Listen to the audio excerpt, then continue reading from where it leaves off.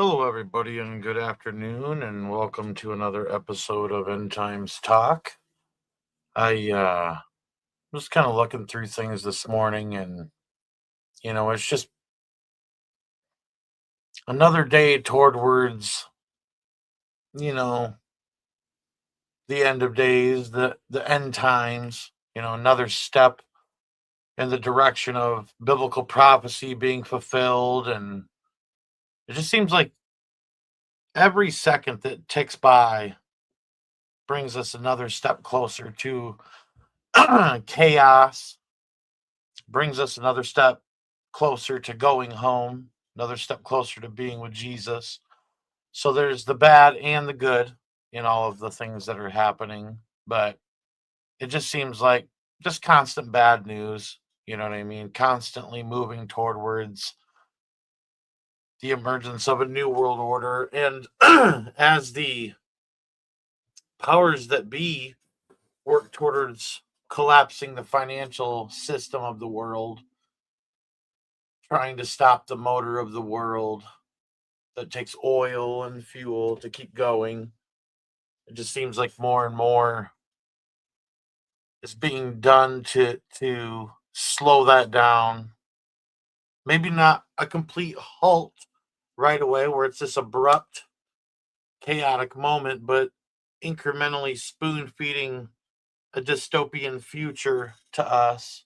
I got some really interesting information to share with you in the latter part of this live, but I'm going to go ahead and just kind of talk about um, some of the stuff going on here. Let me blow it up so you can see it better here. It says Fox News has come out saying that there's been 3 ships that have been attacked by Iran in the Strait of Hormuz, um, as President Trump extends the fragile Middle East ceasefire. And there's definitely uh, supposed to be this fragile U.S. Iran ceasefire going on right now. I don't believe it. I think we're just being told what to believe at this point. I think we're being told that everything's okay. I think that American media and we'll just say Iranian state media, two different things are going on. They do not match up with each other. So obviously someone's lying. And a lot of people would like to say, oh, Iran lies to their people all the time. Well, I can counter that with, well, so does the US. The United States is notorious for lying to their people, notorious for telling us one thing when it's really another. And I mean, they told you that 9/11 wasn't an inside job, and it absolutely was. It there was stand downs in NORAD and where they were training for the same event taking place. And my headphones just died. I need to make sure everybody can hear me real quick. Hold on 1 second. Hold on. Can everybody hear me all right? Can you put in the live chat if you can hear me okay? I have my audio way down, so nobody should be hearing like an echo or anything like that. Can you toss in there if you can hear me okay? Because my headphones just died. I'll be honest with you, not used to doing this without headphones. So, onward ho. I'll put this back on here. And so, I hate when my headphones die right in the middle of a live. That stinks. Um, so obviously there's this supposed to be this fragile ceasefire. That's what they're telling us to believe. But they're saying that 3 ships have been attacked, and this is a major escalation in the Strait of Hormuz, and this happened today supposedly. Um, the Iranian state media and Revolutionary Guard sources say regime forces seized and took custody of 2 trade vessels. And the map on the post that you see here, the exact ships and locations are Epamina. I'm gonna botch this terribly. Epaminondas. Okay, Francesca and Euphoria are the three ships that have been attacked. Okay, all three are marked in the narrow choke point between Iran and Oman, which obviously is the entrance to the Persian Gulf. This happened as Donald Trump announced an extension of the ceasefire. The White House said the extension is short. Um, they're saying about 3 to 5 days to give Iran time to submit a unified proposal for talks. Okay.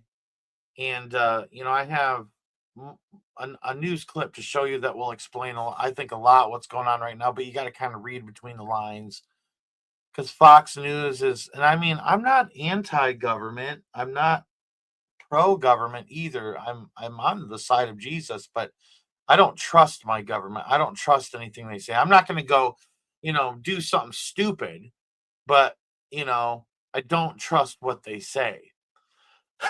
And so, especially dealing with Fox News, I believe that Fox News is definitely pro state media. So, like, these people are definitely, working with this administration.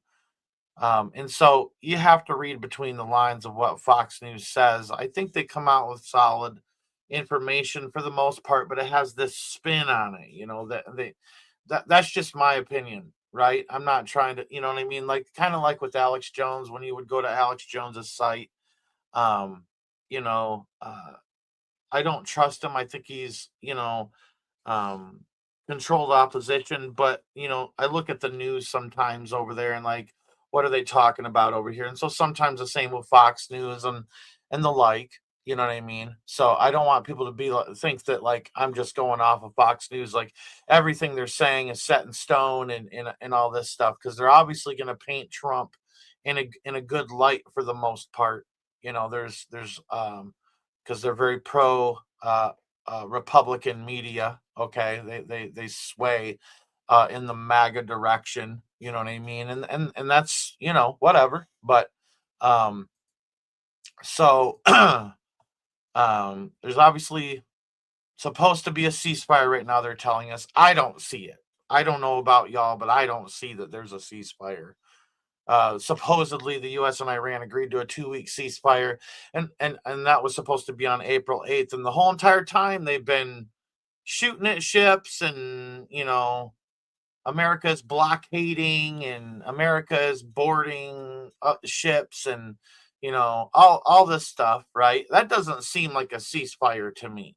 Maybe there's a ceasefire on land, but the war in the Strait of Hormuz wages on, and Trump's already making threats about bridges and power plants getting blown up in Iran, which leaves America susceptible to attacks too. And I mean, it's kind of been going on, and I'm going to show you some stuff here in a moment. I'm going to get there, but so this is what's happening. Um, and give me a moment here. I'm trying to sort my stuff here. um, so I'm going to bring this up here. Hold on.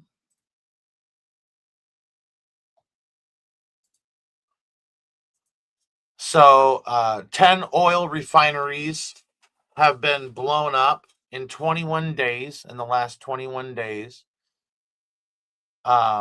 Since April 3rd, it says here 10 oil refineries, power plants, and energy facilities across 7 countries have been destroyed by fires, explosions, and accidents. We're going to use our rabbit ears here, accidents.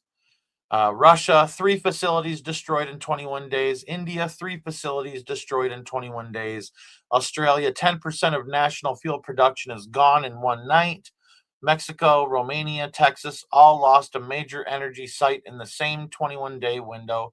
Every single one is being reported as unrelated, but obviously it's a worldwide effort. I don't know who's all behind it, but there is an effort globally to bring about this the the motor of the world seizing up. They want the motor of the world to seize up, and then they want you to be dependent on the state, right? So the whole goal is take away everything that you have, take away everything that you have in your life, or they're going to try to, and take away your finances, take away your job, replace you with a robot, and then control you in this dystopian George Orwell's 1984 type of stuff that's coming. I mean, I talked to you just the other day about these drones in Oakland County, where they're going to have drones flying around in Oakland County, ran by the police, that are I think they're federalized now, aren't they? Isn't the law enforcement federalized now? Didn't that happen?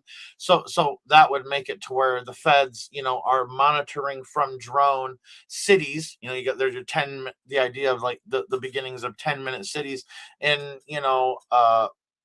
Atlanta, Georgia, they have, these robot dogs walking around, with these giant bright light, flashlights that these things have, and they're ran by a remote user. Like, and they sound foreign. They sound like they're from some other country, sitting in some room, and they're literally, have a human operator that is operating these robot dogs as a security force.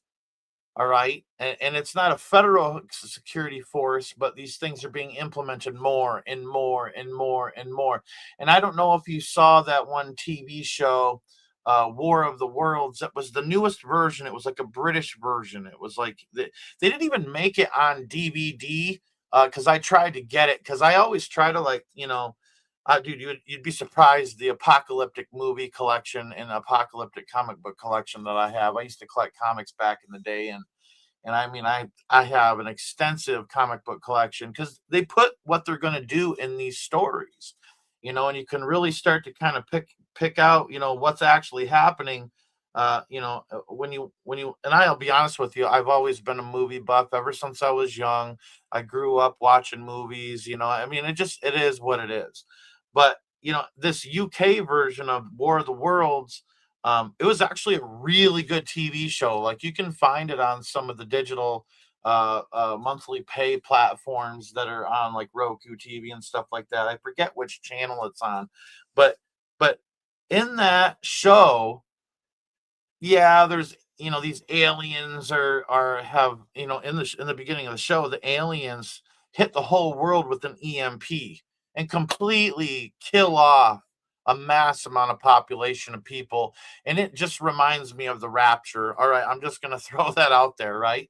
But the rest of the time, after this event that takes place, where this massive EMP that happens, and dude, I'm telling you, whoever funded this TV show, they put some money into it, and they did a really good job with the cinematic quality, and in the filming and the production of it, and the editing. And I now that I make documentaries, I kind of notice things more than what I used to, about, films and things like that. But in this, they have these robot dogs policing everything. And you got Elon Musk coming out with his robot thing, and then you got Chinese robots that can do backflips and, swing around swords like a samurai, and they will nunchuck your face right off of your skull. These things look like they could do that. I ain't even kidding you. They will nunchuck you to death, bro. I do not want to fight a robot that knows kung pao, kung fu, whatever you want to call it. All right. Those things look like they're punching pretty hard. All right. And so they're highly coordinated. And so, and they even have these robot dogs that are, and I'm getting way off topic here, but I don't care. They even have these robot dogs that can have those flamethrowers on them. And like, I've seen these like little like tank vehicles that they got, where they have, like, an AK-47 or an M16, or, whatever, fixed on the top of these things. And they're so heavy on the base of them that you can barely see a recoil when these guns fire. I mean, the way that they can remotely come into any area and start policing it with robot technology, and then they have the AI to be able to run that now with all the data set. And I mean, I think there's over 4,000 data. I could be wrong here. I could be botching this terribly, but I think the last time I checked, it was either 1,000 or 4,000 but there's at least 1,000 data AI centers that are already built and are being planned to be built. And I mean, you can go check this number. I mean, someone throw it in the live chat for everybody that's watching, because I mean, but there's a lot of them, right? So they have the quantum computing that it's going to take. I mean, I'm watching this show right now. I don't know if y'all have seen it, but it's called Paradise, and it's on Hulu. Me and my wife just finished the second season, and I'll tell you, this quantum computing, they're even projecting how, unlike some of this stuff, how quantum computing and quantum AI can literally like tell the future. That's where they're going with it. I know it seems so impossible, but it's all about these algorithms and public opinion and what you do with your social media, and how you're literally selling your soul to tech gods by giving them all your information, your pulse, your heartbeat. I mean, your brain waves and what you're thinking about, and the internet of things, and the internet of bodies, and all this stuff. It's all tightly connected, and I'll be honest with you, y'all don't have any idea how you're pissing away your freedoms. I'm telling you, it's happening. You're giving your freedoms over willingly in exchange for technology, and the advances in technology that are about to take place are about to be light years ahead of what we have had recently. I'm telling you, the things that they have behind closed doors will make the things that we have right now seem like, bonanza. All right. I'm talking, they're at Star Wars level, and we're way back in the Stone Age still with the technology. I mean, you can go to the Star Trek TV show, and I don't even like Star Trek. And I recognize this, that all their stuff was touch screen back then, and they were using their fingers, to move stuff around on the screen, even like that one, like Shatner was Captain Kirk or whatever. They had all the touch. They had iPads back then and everything. This stuff they have had behind the scenes for so long, just like we have 5G right now, and they're saying they're not going to release 6G to the public until 2030, and they already have 6G and 7G internet behind the scenes. So again, the processing power, the quantum computing power that they have, I mean, it's damn near prophetic. And excuse my language, but I had hate to say anything that is of the world could be prophetic, but I mean, Satan is going to build a system where everybody is under his control. And I mean, they are actively doing it right now. And I'm about to tell you some information where it's about to affect you here soon, within the next month or two. All right. So I'm going to get to that in a little bit, but got way off track there. It's all right. That's what we do here at End Times Talk. So they're saying the Viva Energy refinery in Geelong, Australia produces 120,000 barrels per day, and one fire took that offline for months. Russian refineries have been hit by drones for 18 months. The West cheered this, and I'll be honest with you. I saw an article earlier where Putin wants to make war with NATO, and he's preparing for a war with NATO, and that's exactly what I've been saying is coming: the BRICS NATO war, the 2 feet that come out into the 10 toes on, you know what I mean? That democracy and communism, but also biotech, merging with human flesh. Is that clay iron. Iron represents the iron of communism, the iron curtain. The sickle and hammer is made out of iron, and that's the iron of communism. And democracy is supposed to be a government of the people, that the people decide. So the people are made out of flesh, and it comes from the dirt. Clay, it says we're made from the dust. From dust we come, to dust we go. So that's that clay. Okay, so you have the clay of democracy, and you have the iron of communism. But not only that, is that it represents technology and flesh, and them trying to merge the two, like the Neuralink and the coming mark of the beast, whatever they're going to insert into your skin that's going to act as a antenna for the hive mind that's coming, because they're building it. It's called the Internet of Bodies, and you better be ready, because I'm telling you, they're getting ready to implement some shit. Excuse my language, but it's what's going on. I'm sorry. I'm having a rough day today. I'm not gonna lie. I've been really going through some stuff. I spent all day yesterday, researching this pedophile satanic death cult. And I mean, you would not begin to believe the shit that I'm finding. It is absolutely unreal how many children could be being affected by such a massive network. And I'm not uncovering, I'm not uncovering some stuff that there's some stuff that I'm uncovering that's known, but there's a whole nother level of what I've uncovered that I have not found anybody that has done any research in this department where they put these things together. Like they put them together in pieces, but then there's like this giant, tapestry that all these bigger pictures fit together, and it creates one massive picture. And I've there's this, so and I'll just say this, there's this cult that I'm investigating that ties to a child trafficking network. All right. That child trafficking network had businesses and fronts that were being used to traffic children. All right. And then the cult that I'm investigating, right? I'm finding these same businesses surrounding the cult. And I mean, like, it's kind of got me pretty bummed out. Like yesterday, I didn't even really talk to anybody, and to be honest with you, I didn't even really feel like talking to anybody today. But I feel the Holy Spirit telling me I need to go live, and so excuse my language if I'm having a hard day. I apologize, but everybody has them. All right, so I'm sorry for the language and the S word and this and that, but I'm not going to be fake with y'all. I'm going to show you even when I'm in a bad place, who I am. I'm not going to sit here and pretend like I'm, a Boy Scout and that I, have everything together, because I don't. Because, man, it breaks my heart. Absolutely breaks my heart to see what's happening with the children. I'm not even going to begin to tell you the sad crap that I have to hear all the time, and the heartbreaking stories, and just the amount of evil that these people are willing to do to a child.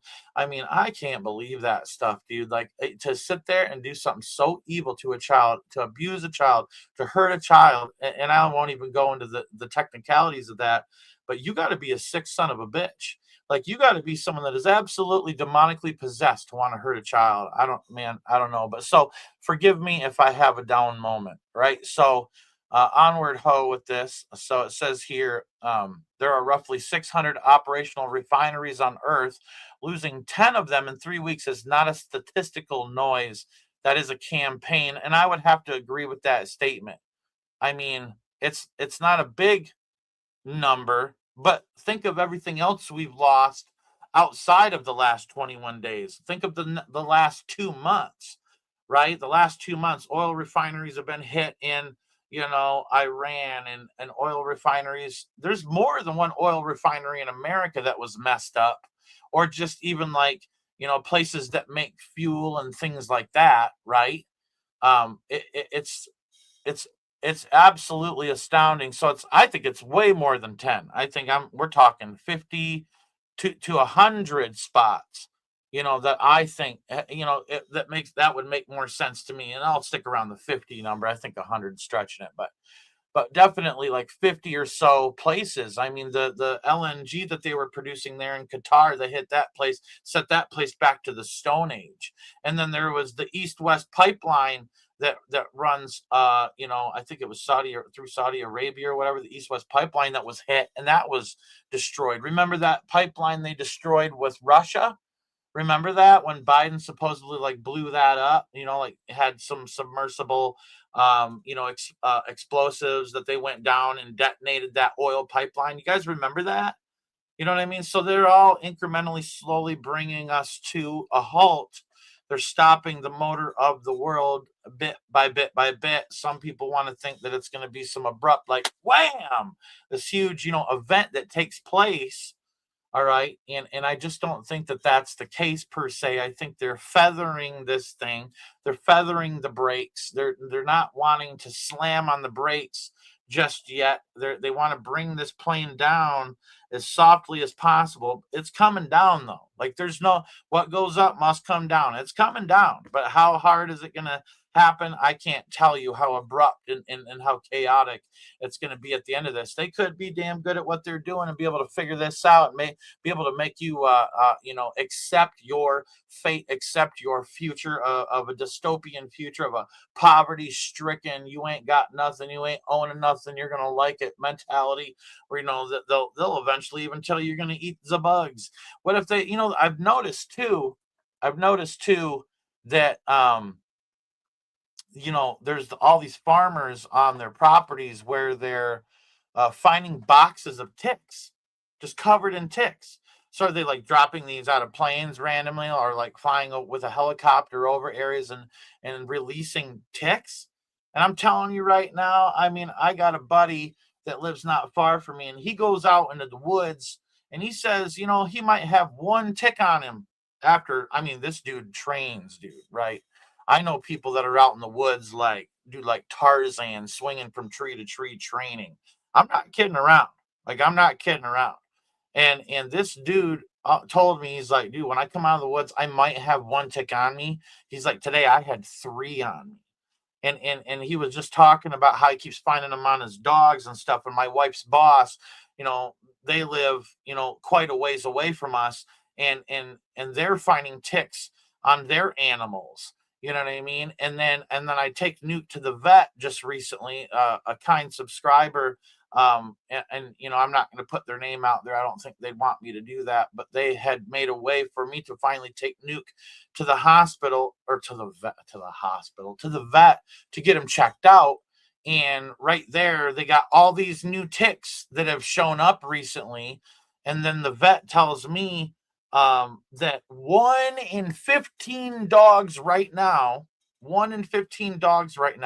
in most areas have Lyme disease. That's what she told me.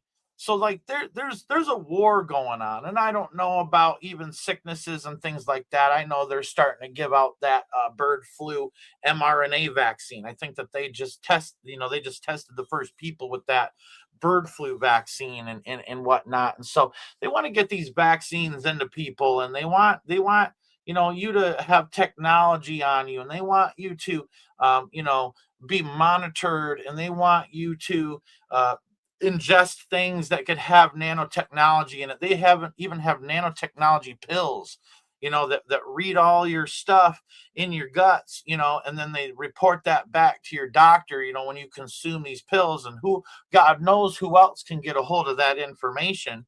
I mean, I got a buddy, I won't say who he is. His information was compromised at a hospital, and there was some settlement or whatever like that, and everybody thought they were going to get a big old chunk of change, and he ended up getting $18.90 something cents, man. And so that's what his information being leaked out on the internet was worth, I guess. But so they don't care about us, man. They don't care about us, and there's a system coming that is extremely intense. And I think that everything that's happening, and the changes in technology, the changes in even just the insect population, and how they are bioengineering everything, and it's in the food. They're bioengineering the food. They're bioengineering the particulates that are in the sky and all this stuff. I mean, it's absolutely insane what's going on.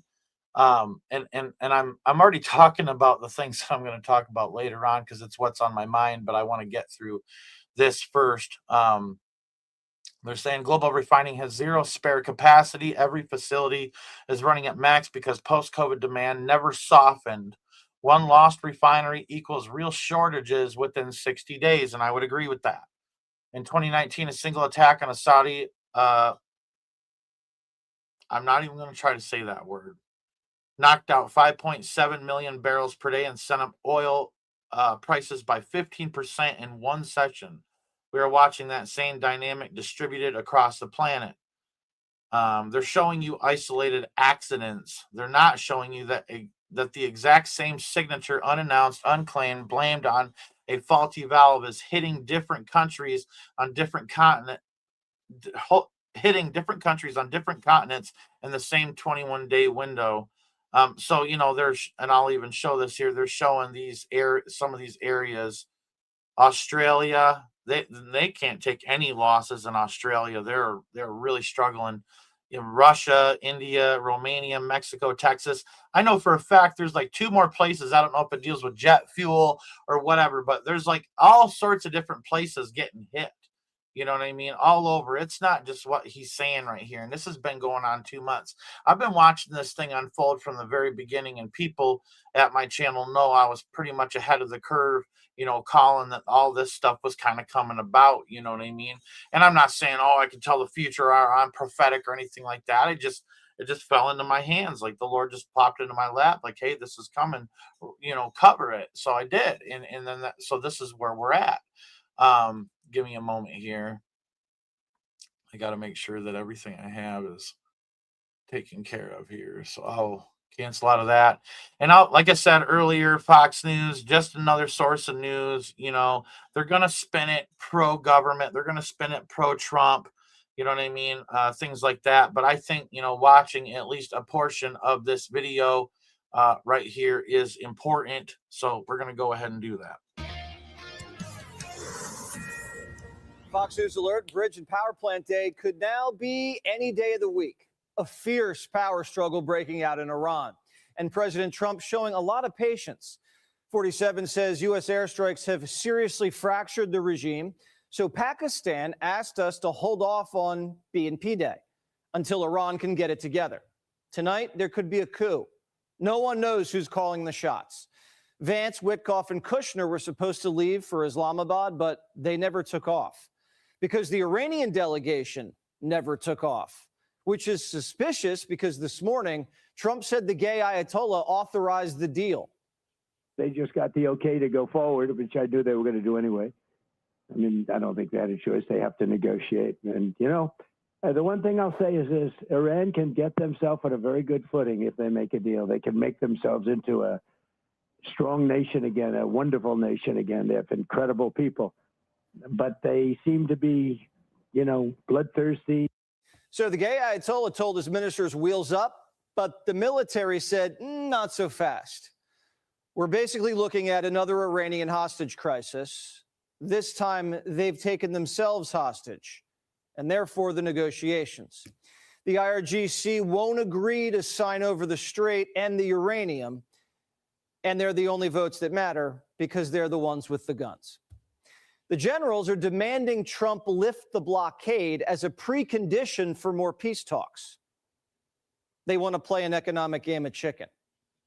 Iran sees this as a game of endurance. They believe that time is on their side and that ultimately the domestic pressure when it comes to energy markets and the stock market will force President Trump to make a deal that's in their favor. That is not the truth. That is not the reality. The president and his counterparts in Israel have the ability to continue this operation for months if they need to. It's the Iranians up against the clock. The blockade's already cost them over $1 billion. Checks are bouncing, and their economy's in a death spiral and facing a Great Depression. Scott Bessent says, quote, in a matter of days, Carg Island storage will be full, and the fragile Iranian oil wells will be shut in. The blockades turned around 28 ships sailing to or from Iranian ports, most of them oil tankers. And we took custody of a runner sailing in from China with missile ingredients. We caught a ship yesterday that had some things on it which wasn't very nice. A gift from China, perhaps. I don't know. But I was a little surprised, but because I have a very good relationship, and I thought I had an understanding with President Xi, but that's all right. That's the way war goes, right? And it just got worse for the enemy. The Navy boarded another vessel from their shadow fleet, the Tiffany. How cute. A sanctioned tanker carrying 2 million barrels of Iranian crude sailing to Shanghai. No bueno. The blockade's ripple effect is hitting Beijing. Choke points are getting squeezed from the Gulf to the Strait of Malacca. It just so happens that we conducted joint naval exercises with the Japanese in the South China Sea. And the Army just finished up joint live fire training with the Philippines. Xi's losing friends fast. And so I don't think we need to go on with this anymore, but here's the thing, is that it doesn't seem to be a ceasefire to me. And again, they're building up troops all around Iran. They're building up troops everywhere, all around Iran, all over the Middle East as well. You know, they're preparing for a big war, and they're playing this off like, oh, and it's not the first time they're playing this off like as if it's, everything's, in the green and the clear. This is something that's going to be behind us soon. Man, this has just begun. And I can't believe the psyops. Oh, actually, you know what? I can believe it. But the psyops that are going on right now are just right there in your face. And it's not even hard to discern that it's happening right now. It's back and forth, back and forth, back and forth. I mean, I can't. I think I might have it. I just got to show people because I showed it the other day. Um, yeah, it's this right here. Hold on, if my computer even loads it. Yeah, so right there, and just back and forth, back and forth. They Straits open, it's closed, it's open, it's closed, and then now it's ceasefire, no ceasefire, ceasefire, no ceasefire, ceasefire, no cease. I mean, it takes me back to this Obama quote, where he said, if you just flood a country square with enough raw sewage, with enough disinformation, with enough conspiracy theorizing, that people will no longer know what to believe. They'll lose trust in the institutions, in the possibility of truth and the possibility of hope. He said, that's when the game's been won. And so that's what they're trying to do. They're trying to wear us out. They're trying to wear us out. They're trying to make it to where we're miserable. You know what I mean? And I think a hot summer is ahead. I mean, even Florida's on fire already.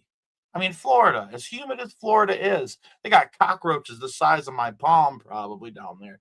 And with as humid as that place is, with as much swamp and water that surrounds that place, it's dry there. That seems a little bit artificial. I'm not saying it doesn't get dry in Florida, because I'm sure it does. I'm sure there's moments, but it just seems like this is happening on purpose. And we've had the direct energy weapons with Maui and North Carolina, or what South Carolina, sorry, I think it was, and then the fires in Texas and just all over the place. They start these fires with these directed energy weapons, and then all the flooding, that's happening in northern Michigan. It's absolutely insane with Sheboygan and Traverse City and Manistee and Cadillac and Grand Rapids. All these different places all over the place, are flooding. There's houses that are underwater. There's cars that are floating in Michigan. And I'll be honest with you, I've never seen it like this in Michigan ever. And it wasn't that long ago when FEMA came in, and I don't know if people were paying attention back then. And I don't know where people are at now with it, or what FEMA's doing with it now. But I know that there was an airstrip or whatever where they had staged a bunch of FEMA supplies. I don't know if y'all remember that, but a bunch of FEMA supplies, in like this huge drop. You know what I mean? And they're like in the area, like storing stuff there now. Like they've reactivated this airstrip, and it's got security and all this stuff. And so it's really weird. It's really weird. And then there was this whole thing with the dams a long time ago where they were selling them and they were changing hands. I think they sold some dams for $1. I don't even really quite understand it, and it happened so long ago. But the things that are happening in even Michigan right now are strange. I've never seen it like this before. I mean, the flooding is unreal. I mean, I'm not gonna lie. I'm not gonna say where I live, but I'm even affected by the flooding. I have flooding not far from me. I'm starting to think, man, I'm gonna have to somehow be able to afford to get some more sandbags and stuff to be able to try to barricade my house if more storms come. If more storms come, I'm screwed. So I mean, please pray for me and my wife and my family, because the floodwaters are not far. I mean, I could literally look down the street and see water coming up my street. I'll put it that way. You know what I mean? So and there's more traffic on the road that I live on than there's ever been, because people can't even make it to where they're going now. There's certain routes that have been cut off in Michigan. So it would help me very much. And if someone, the Lord, put it on someone's heart to help a brother out to be able to afford to get more sandbags, because they're not cheap. Sandbags are not cheap. So, and I have finances, but that's for the investigation that I'm doing in Grand Rapids right now, and I got to make sure I have those funds because I still have to go down there quite a bit, and so I'm on to big stuff, and and also I had a couple people, and I'm getting way off track here. I had a couple people email me and ask me if I had gotten any more footage of any of these like lights that are in the sky. And you want to know what? I just got to a point where I'm like, screw you, Satan, you're a liar. And I just don't even really care. I went out the other night and I kind of glanced up, but that was about it. I haven't even been out there trying to. I'm not going to sit there and spend my time filming balls. Excuse my language. I'm going to go there today because the mood that I'm in. But I'm not going to sit there and go outside and film bullshit. I'm really not. I'm sorry. But I have bigger and better things to do, like exposing satanic pedophiles in Grand Rapids, Michigan. You know what I mean? Right. And I spent my whole day yesterday doing that. I got through a couple of documentaries I needed to get through because again, I'm onto this, we'll call it a cult, right? I'm onto this secretive satanic cult where a very well known sex cult, child trafficking ring is tied to it. And I mean, this is big. I'm talking global, right? And so there's a reason that Grand Rapids, Michigan is number 2 on the list in the state of Michigan for trafficking. And I could be wrong here, but I'm pretty sure that Michigan itself is also number 2 in the country for child trafficking, human trafficking, and all that stuff. I know when I covered Mackinac Island, the trafficking that was happening there, and the children that were being abused there, that they're number 5 in the state. Where I'm investigating right now is number 2 in the state. I went in this one building that's known tied to pedophiles, all this stuff, and I infiltrated this one place, right? And I had to use the bathroom. Like me and my wife were getting ready to go somewhere, and I had to use the bathroom. I went to an upstairs bathroom before, but then I when I came back into the building, I went to this different bathroom, and sure enough, you turn the corner there, and there was a bunch of missing children pictures, everywhere.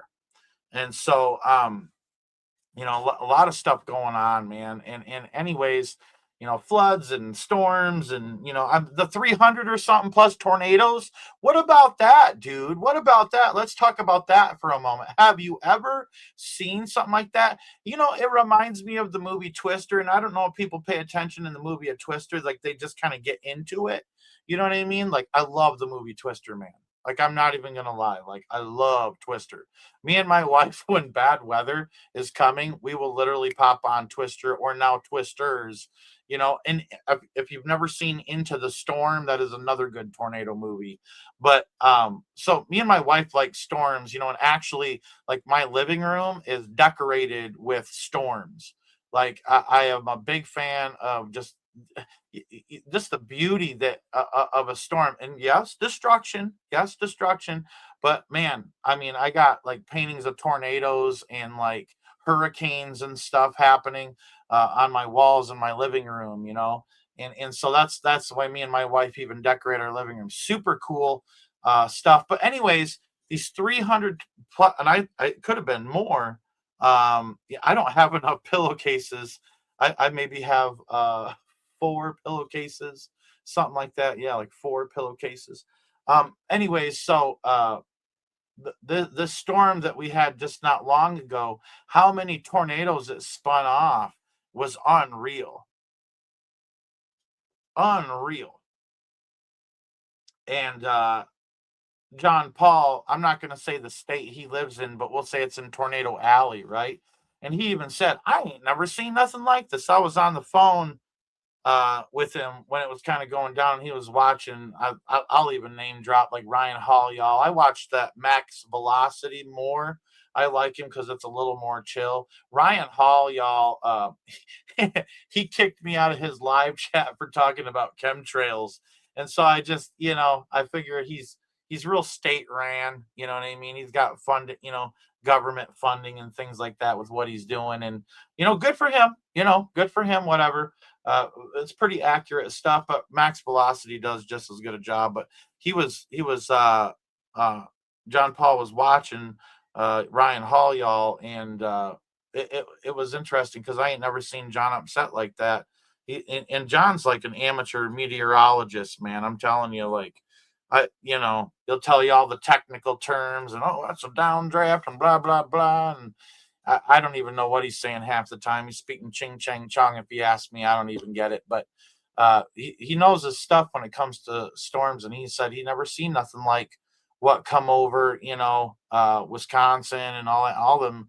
And from Iowa, it kind of built up over Iowa and then came over. Yeah, I mean, there was tornadoes not far from where I was. There was tornadoes all over the place in Michigan, Wisconsin, Iowa. I mean, just all over. And so there was a tremendous amount of them, did a lot of damage. And now it kind of seems like moving forward with where we're at, in reality to Earth and being adjacent to the end times, it's like now it's time to expect anything and everything. You know what I mean?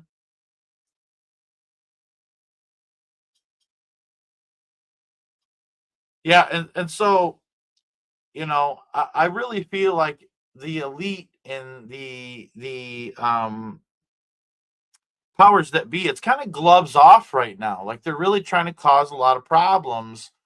And I'm going to cover this last little bit about the strait, I'm just going to read this to you because this was the end of me talking about the oil and stuff today, and then I'm going to get into some really important stuff here in a moment. But Istanbul, uh, in Indonesia, I think Istanbul's in Turkey, but Indonesia is considering introducing a levy on commercial vessels passing through the Strait of Malacca in a move aimed at turning one of the world's busiest shipping corridors into a new source of state revenue. And so again, you have more people, getting in on this. We're going to control the straits of this place and that place. So now you're going to have another tax, coming in, and it's going to cause the fuel and all that stuff to go up even more because there's even more taxes. There's even more stuff going on. And so it just, I really feel like this is the new norm, this is the new norm, and this is the new normal, and we need to just expect anything and everything at this point. Be prayed up, in this life, you know, don't live this life willy-nilly thinking, you got it all figured out. Stay close to Jesus. The Holy Spirit will lead you. He will lead you to truth. He will guide you. And Jesus is never going to leave you nor forsake you. But we know that a pre-tribulation rapture is coming. I just watched this video, and I didn't want to promote it because he was kind of misquoting some scriptures and things like that. Just a little bit, not much, not bad, not enough to be like an issue or nothing. But I didn't want to show the video. But this guy who didn't used to believe in a pre-tribulation rapture, like it was this whole video that someone put out where this dude was just dawning on him, like, yeah, this connects to this in the Bible, and this connects to this in the Bible, and it starts to form this picture that Jesus is going to take us off of this planet. I mean, there's proof that Jesus is real. There's proof that there's secular historians that have proved Jesus rose from the grave. You're an idiot if you don't think that Jesus walked this earth, and you're a double idiot if you think that Jesus didn't raise from the grave. All right? Raised from the dead, because even not only do religious historians document it, but secular historians and philosophers back in the day documented these things happening. Now, if we go back to creation, and God the Father creating the earth and the heavens and all this stuff, there's science that proves that. I mean, just go listen to Kent Hovind talk for just a little bit.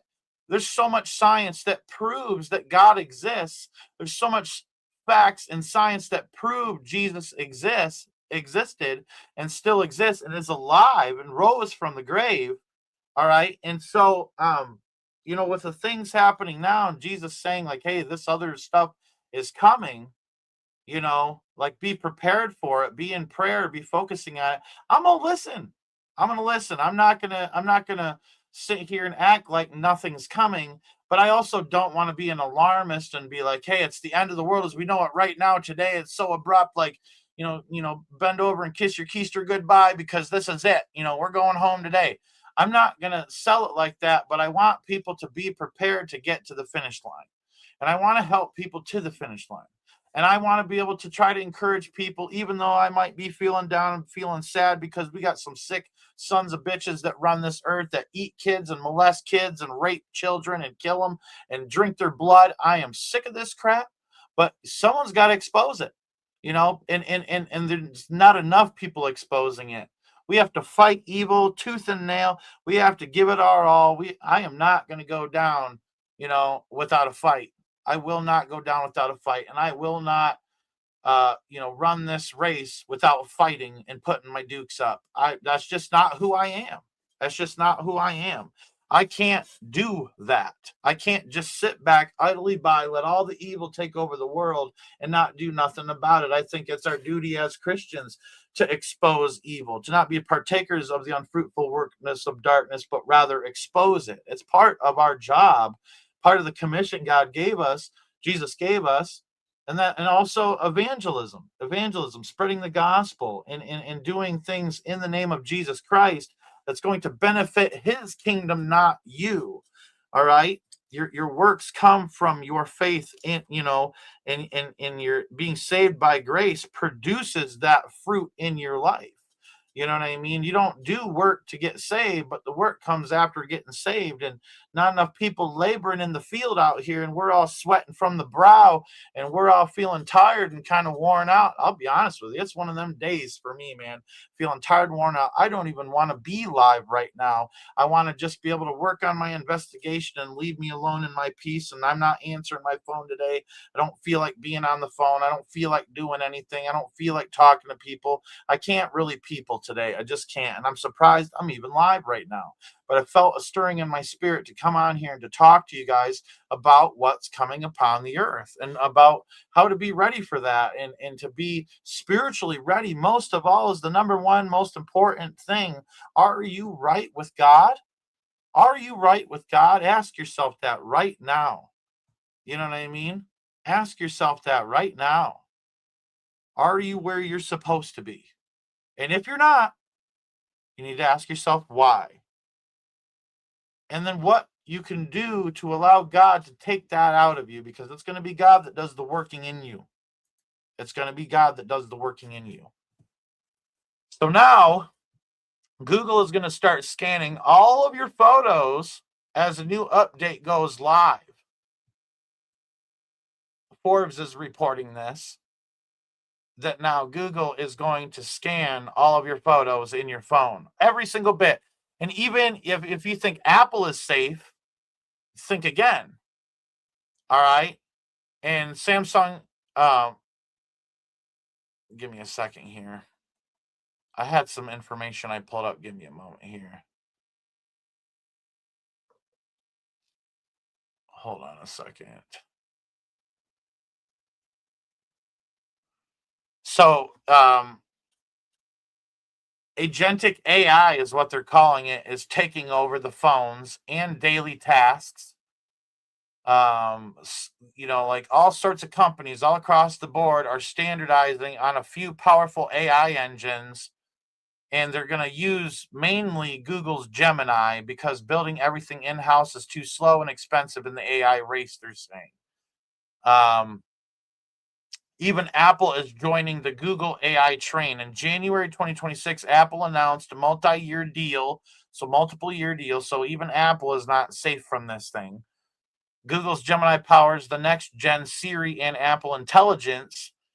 Siri is getting a huge upgrade later in 2026. So there's a huge upgrade coming. And it's going to be more contextual, more personalized answers and actions, because Apple realized their own AI wasn't keeping up. So now they're jumping on the Google bandwagon in the one world technocracy that's coming. The beast system is all beginning to merge together now. Now it's not divided so much anymore. It wasn't divided before behind the scenes. It was all merged together, but they made their subscribers and their users believe that, we keep you safe. Apple keeps your privacy safe and blah, blah, blah. There's no privacy. There's always a data footprint. There's always a digital shadow of everything you do. You could fart while you're watching a computer screen and the AI knows what's going on. They probably know how many farts you're going to do next. All right. I'm just being honest with you with that quantum computing. All right. So even Apple's getting in on this. AI will use your past behavior, photos, location, etc., to give audience of one recommendations, and they're going to generate custom offers or even predict needs. There's your quantum computing, even predicting the things that you need, like knowing that your kid's birthday is coming up and your phone telling you that your kid's birthday is this many weeks ahead. Prepare for it. That's crazy to me, where you start to have AI dictating your life and becoming, it's almost like an overlord. You know what I mean? It's what it's kind of become. I could keep going with this. Hold on a second. So, the agentic AI push turns your phone into an orchestrator is basically what it is. Samsung is explicitly expanding Galaxy AI powered by Gemini across 800 million devices by end of 2026. So this is going down. This is going down. And this is America only. This is, let me be clear, this is America only they're doing this in right now. America is leading the pack. So when Donald Trump says, "Oh, we're gonna build lots of data AI, AI data centers, and we're gonna just, I'm very proud of this, and I'm gonna do all of this, and I'm gonna put things into place, and we're gonna lead the pack.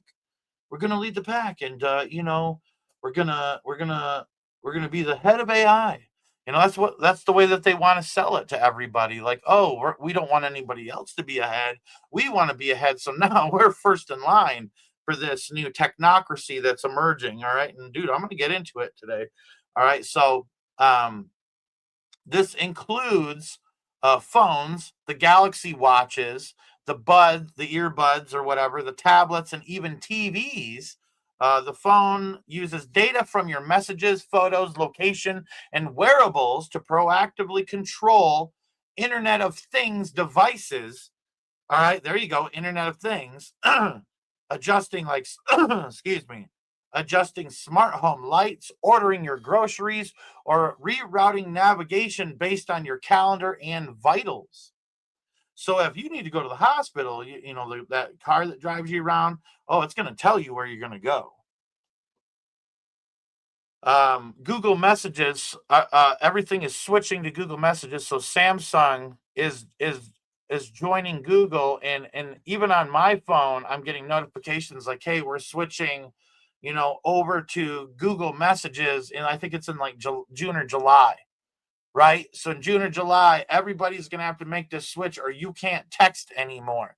And so a lot of people there's some people that have older phones, and mine did it too, because I used an older phone, like it was like a Phoenix 3 or something like that from LG, because I just wanted to use an older phone. I don't like the advancements in technology.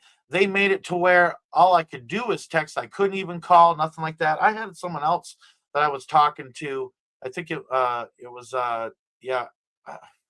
Dr. K, and she was saying that she had problems calling out. She could only text too. So I don't know what that is, but it's like the systems are all changing. I don't know if anybody else has had any technology blips like that happening, but yeah, just real weird stuff. I had to switch to one of the phones that I used to film my documentaries and just use it as my phone. So I had a phone, because I couldn't afford a phone. I'm like, well, I'm glad that this phone is unlocked, because I can switch my plan over to this. And, otherwise I would have been in a tough spot.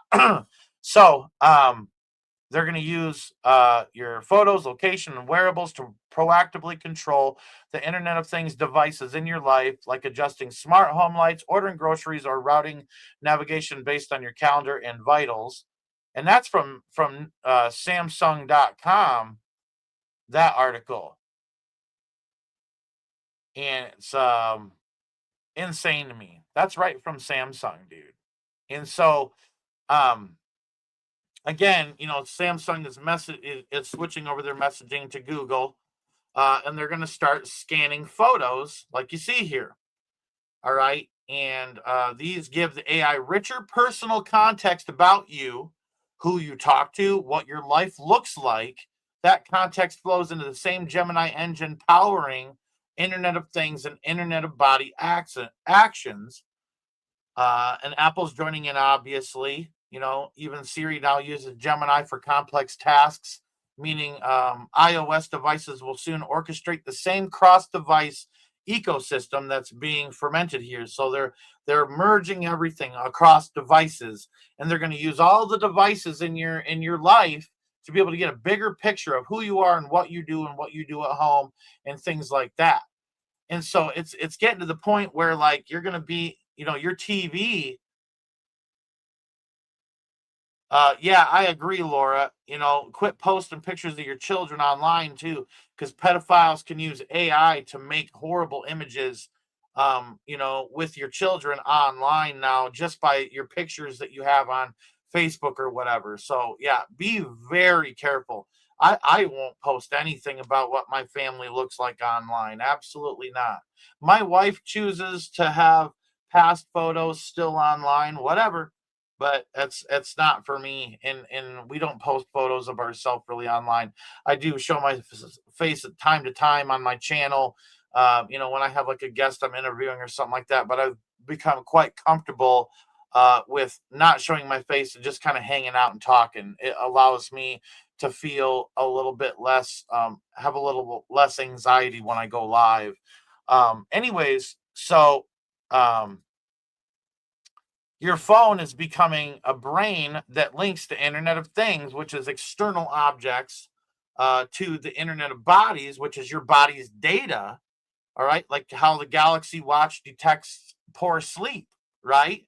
Gemini AI on your phone checks your calendar and automatically reschedules meetings and dims your smart lights if you're not getting enough sleep. Isn't that crazy? That's the kind of stuff that can happen with these, like, these smart devices, smart lights, Ring cameras, smart locks on your door, and smart TV and smartphone. And it's just ridiculous that people have literally, in exchange for technology, the same technology that imprisons them, in exchange for this technology, they have given up their freedoms. And everybody, acts like, I mean, dude, this phone sitting next to you, oh man, it's the worst thing ever. I don't even have it on me when I'm in the house. I like set it away from me. If I'm on the phone or something like that, I'll use my headphones, my Bluetooth headphones, which go pretty far, but I don't even want to be around my phone. I hate being in front of the computer. You know what I mean? If I can watch something through my TV where I'm away from the TV quite a ways, I'd rather do that and researching stuff, you know what I mean? But there's times where I do have to be in front of my computer to research and things like that. But it gives me a headache, man. I don't know about y'all, but it gives me a headache being around all this technology and stuff. But again, I think there's a huge change coming, Give me a moment here. Just like in that movie 1984, like the telescreen watches and listens 24/7. Today, your Galaxy phone is now the telescreen in George Orwell's 1984. And it's running Google's Gemini as the default brain via messages and wearables and the soon smart glasses that they're going to do, right? So they have your view, literally. Agentic AI doesn't wait for you to ask. It's going to act on your data. And it's going to scan your photos to know your family and your habits, and reads your texts and tracks your location and your vitals, then proactively reschedules your life or controls your smart home. What if it locks you in and you're a hostage in your own home?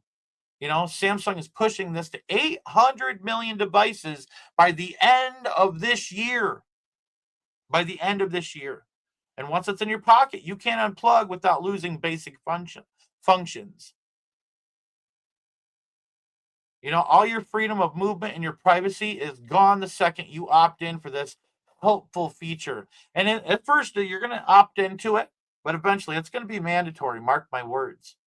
Mark my words. And it's going to run behind the scenes. Like, you can opt out of it, but it is going to run behind the scenes and give them the information they want, because it's all in the agreement that you do when you click OK. And you can't use your phone if you don't click OK. You ever wondered, like, when you get these updates, like you either click OK or you don't have a phone to use.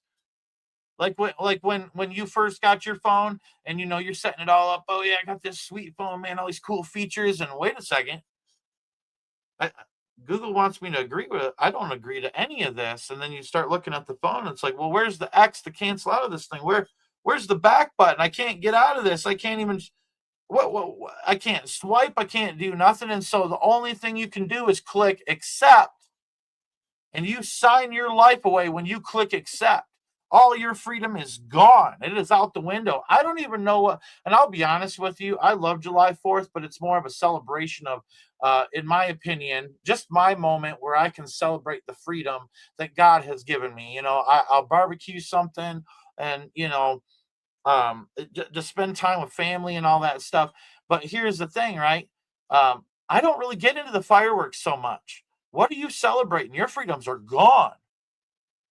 Your phone is enough. People can act like, you know, I don't have this and I don't have that. But the way that 6G and 7G works is they can send out pings from these towers that are miles away from you and scan everything. If they can find a pilot's heartbeat in the desert in Iran from a down plane, I promise you, all right, promise you, you know, your information is getting to them. I promise.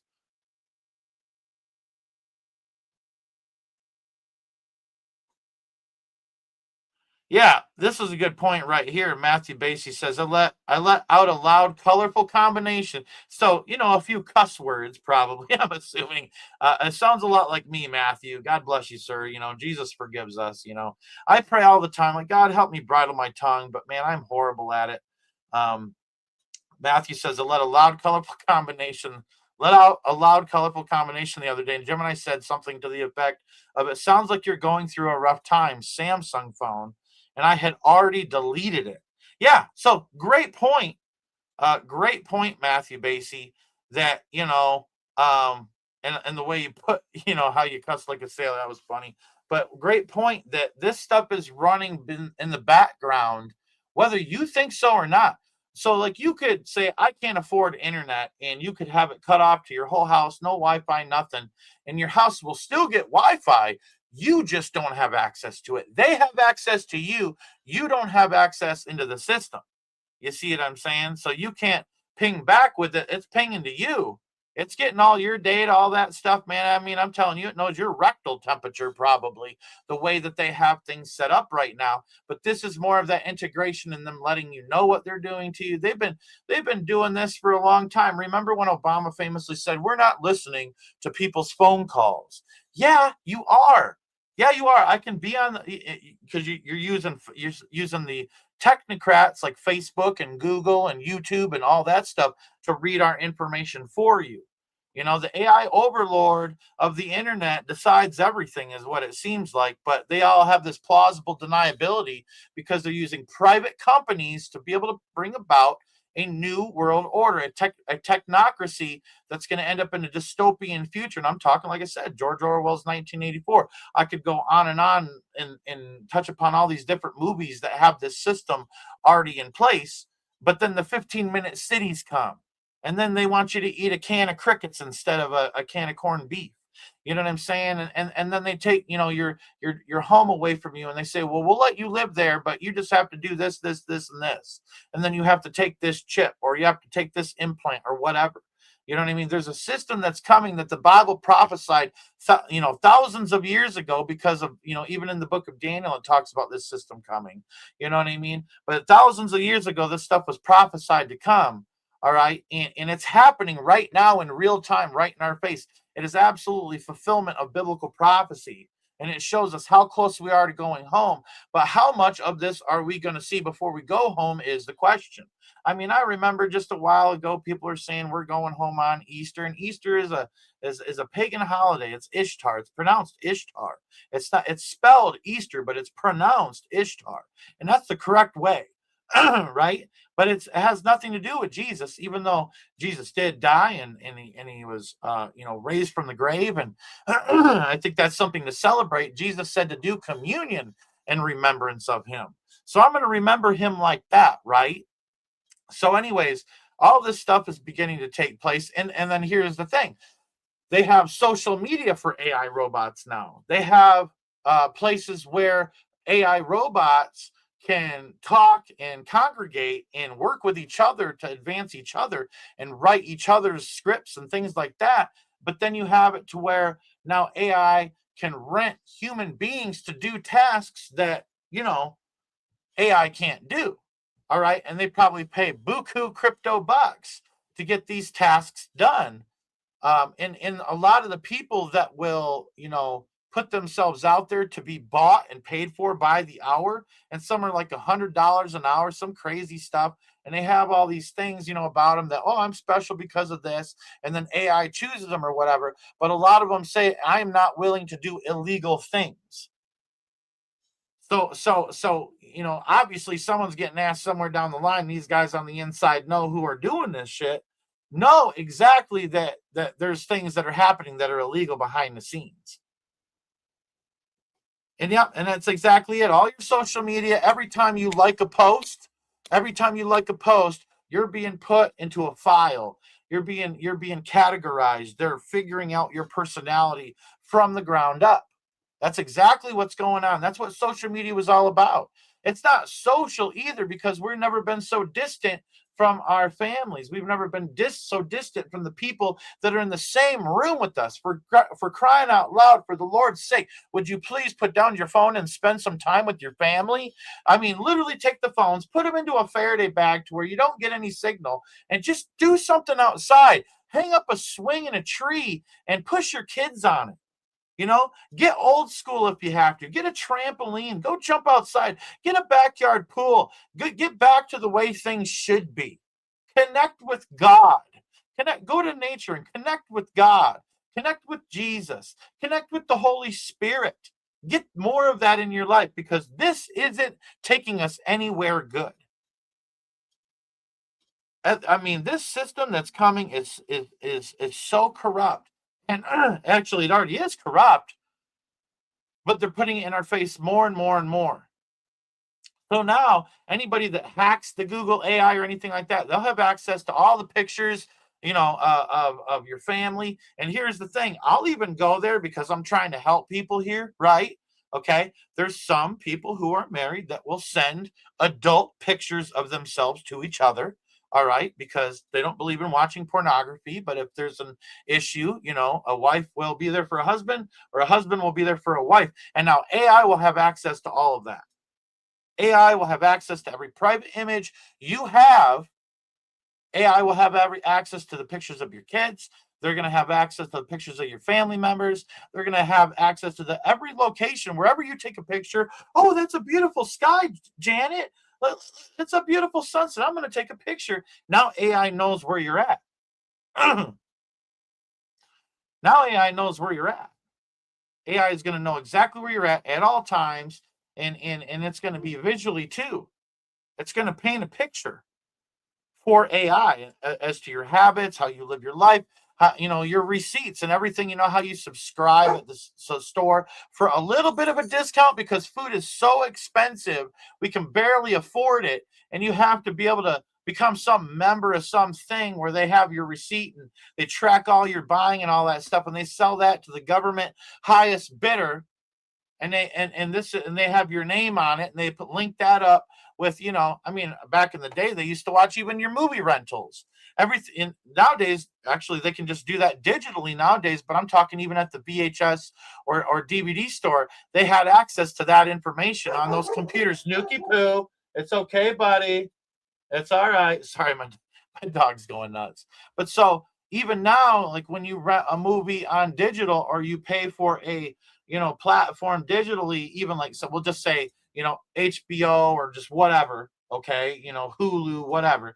They know your preferences, and then when you watch shows through those platforms, they know your preferences of what you watch. They know your personality. They know what you're thinking. And then they have the quantum AI computing to be able to foretell what you're going to do next. And this is getting into that point where we talk about Minority Report in these cogs and this pre-crime. And they use these quantum AI computers as the cogs to be able to foretell or be able to figure out what you're going to do next. Because your phone's always listening. It knows what you're saying to the person that's on the other line, and it knows what the other person is saying on the other line to you. All right. And then they can calculate everything. Everything is data logged. And that's why they need so many data AI centers to be able to pull this off, because it's such a massive system running so much information with such massive computing capabilities that it's destroying the water supply and all the areas where they put this stuff, because they have to cool these data AI centers down. And so in reality, the beast system is already here. All they got to do is have the right crisis and they can implement that shit. It is not going to take but a hot New York minute to get everything into place, or everything activated. Everything activated. Right? You have all this stuff going on, and everybody's walking around like everything's normal. And then like with everything that's happening with fuel. So technology is surging and fuel is coming down. What does that mean? It means you ain't going nowhere. Right? It means you ain't going nowhere. It means you're going to be locked in a 15-minute city while your government overlords monitor everything you do. You ain't going to be able to fart without AI knowing what you're doing. I'm telling you. And that's the way that they're going to set it up. In these little 15-minute pockets. And if you don't comply, you get shut out of these places to survive on your own. And if you can't survive, you die.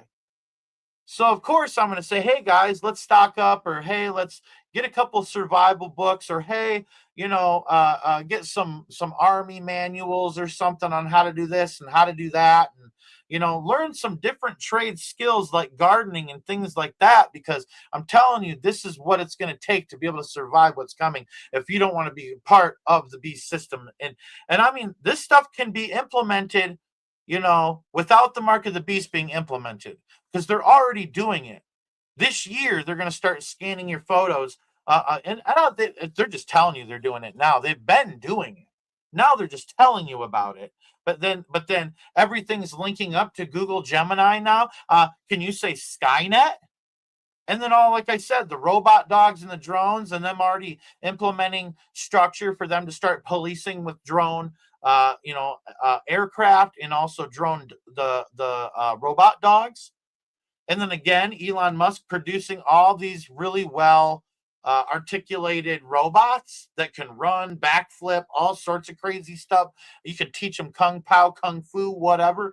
I mean, dude, listen, like I'm telling you, people think they're going to run around like Bear Grylls or Les Stroud out in the wild somewhere, and it ain't going to be like that. I'm telling you. And I'm telling my audience, it would actually be more devastating to go out and run around in the woods, because you already got people out there ready to do crazy stuff to get and keep whatever they can find. And it's already going to be hunted out. You know what I mean? People are going to go out there and they're going to hunt and kill everything and try to stock up as much as they can, because people are greedy. That's what they do. Remember the toilet paper situation? That said everything about what's coming that needs to be said. When a neighbor has a pile of toilet paper, he's never going to use all that in probably a lifetime. Won't even share with his neighbor who has not one roll. That tells you where mankind's going to be at. And I'll tell you, I have no intention of going into the end times and treating my neighbors poorly. Because that's not what Jesus is about. That's not what Jesus does. We got to love in the name of Jesus. And God will provide, and he will increase the amount of food that you have. Just like he broke those few loaves into more bread than what over thousands of people could eat, right? And there was baskets left over from the crumbs and all this stuff. God will provide for you. Just like manna came and was on the syrup, it was like a dew that hardened into like a wafer that was on the ground in the mornings when the Israelites during the Exodus would wake up and they'd gather that and they'd have that to eat, and it was very healing. And they said it's basically, from what people understand, it tasted sweet like honey. You know what I mean? And they griped and complained about that because they didn't have meat to eat. You know what I'm saying? Be thankful for what God gives you if you have food in your gullet. But I'm telling you, it might not be what you want it to be. It might not be tacos. It might not be burritos. It might not be a slice of pizza. It might not be, chicken wings. You know what I mean? But in reality, God is going to take care of you, even if it means it's a rabbit that you catch in a homemade trap. You know what I mean? And God provides that for you to give you and your family sustenance. And so people need to understand, if God will take care of the birds of the air and the beasts of the field, he's going to take care of you. How much more are you worth than all of those things? You're worth so much that Jesus would send that God would send his only begotten son, Jesus Christ, to die for your sin, so that way you didn't have to face the punishment that you were already headed towards if you didn't choose Jesus. So I think that it's important for people to realize that you don't need to fear what's coming, but just be a good student of the word, and be a good follower of Jesus Christ. And if you see a flood getting ready to come, what did Noah do? He prepared an ark for him and his household. It says he would move by fear. And I think it's the fear of the Lord, knowing that what God can do. All right. He was moved by fear to prepare an ark for him and his household. And so here's the thing. I'm waiting on Jesus to come, and I don't know if it's going to be a hunker down situation that last month or that last 2 months or whatever towards the rapture happening, because Satan is going to do whatever he could do, he's going to do whatever he can do to try to slow things down, to try to throw a monkey wrench into the spokes. He wants to make us fall flat on our face before we get to the rapture. And I think that all of this stuff is happening so that way he can know, so Satan, the kingdom of Satan, can know what's going on in your life. It's his way. You're willingly accepting these changes in your life, and your freedom's being taken away because you clicked I accept. And people don't realize what it means when you click that button, man. Accept. What do you accept? Do you accept Jesus Christ, or do you accept a system that's going to be your overlord one day and be your downfall, society? And I'm not just talking to Christians here. I'm talking to people who are alive and remain even after the pre-tribulation rapture. And when they see how this system that's going to be set up now is going to be used later on. I'm trying to warn people. I'm trying to warn Christians. We don't know when Jesus Christ is coming back, but we know it's soon, because the signs are all around us. The signs of the beginning of sorrows are all around us. We're definitely in the beginning of sorrows. We can't not be in the beginning of sorrows. We are in the beginning of the end, but it is just that, the beginning of the end. It is not the great tribulation yet. The Antichrist is not on the earth. There is no abomination of desolation. There is no third temple. There is no mark of the beast. None of that stuff. All right. But there is a system that is being built, and there is 10 kingdoms being built that is going to be ready for when the Antichrist does take power. And that is what's taking place right in front of us now. And it's a spoon-feeding incrementalization into a new world order that the Antichrist is going to govern. Their age of Aquarius, their golden age, whatever they want to call it, but it ain't mine. I don't want nothing to do with it. And I ain't getting on no trains if it comes down to it. If the Lord tarries even the slightest bit, I ain't getting on no trains. And I want to say this more often, that the Jews would have, Jews said after World War II and after the concentration camps and all that stuff and the Holocaust, they said, if we would have known what was coming, we would have fought harder going into it. And so I'm asking my brothers and my sisters in Christ to stand against technology. Put your phone down, and try to do something a little different today, and see how you feel. See how you feel. Get away from TV, get away from your phone, and do something wholesome, man. Do something wholesome. because they're taking our freedoms away. And in fact, I think our freedoms are already gone. I'm not trying to scare people. I'm trying to prepare them. There's a spiritual battle taking place, and us humans, we're right in the center of it. We're right in the center of it. God's got one arm and Satan's got the other, and there's a tug of war that's happening over the souls of mankind. All right. And I choose Jesus. I choose the side of Jesus because I see how bad this world is getting. I see how evil it is, and I see how much it wants to reject Jesus Christ. So that's where I'm going to head to. That's what makes the most sense. If the world don't like it, I'm going to go with it. So if the world is going and getting swept away into technology, I want to try to phase. I'm on the phone an awful lot, and I want to try to phase that out of my life a little bit more, just a little bit. Not as much as I have been. Busy, busy, busy, busy, busy. You know, I don't get the luxury of getting away from technology though, because I do end times talk. I made a decision that I am going to share with the world what God is putting on my heart and the things that I've learned from the Bible and what the Bible says, and the things that Doc Marquis taught me, and the things I've learned about the conspiracies and the run-ins that I've had with all of it, and to expose pedophiles. You know what I mean? And so I've made that choice that obviously I have to be in front of this crap almost 24/7. But today, I'm just going to kick back and watch a couple documentaries and work on my investigation. There's some stuff I'm trying to link together. And I've already got it linked together, but I'm looking for an even greater connection. And I definitely need lots of prayer, really going through it. And I've been kind of down and depressed lately. I haven't really been talking about it much, but, you know, I figure everybody's going through something. And I don't want to treat you as if you don't count and you don't matter. And I just want you to know that you're loved, and I want you to know that I think of you guys often on this channel. I might not sit here and say, you know, this person and that person, this person and that person, but I think of you guys often, and I'm pretty good at remembering people who are repeat commenters and things like that, and the people that truly, you know, are a part of this stuff here. And you guys mean a lot to me, and I feel quite protective over you guys. For real.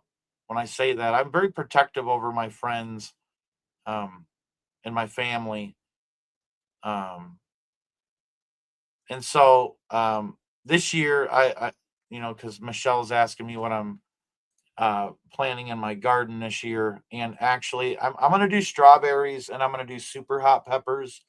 But I've decided to hold back on the rest of the garden because I need to be available to be able to go live more often, because I feel like I really believe this summer something big is coming. I don't think we're quite there yet, but the stage is being set for 15-minute cities.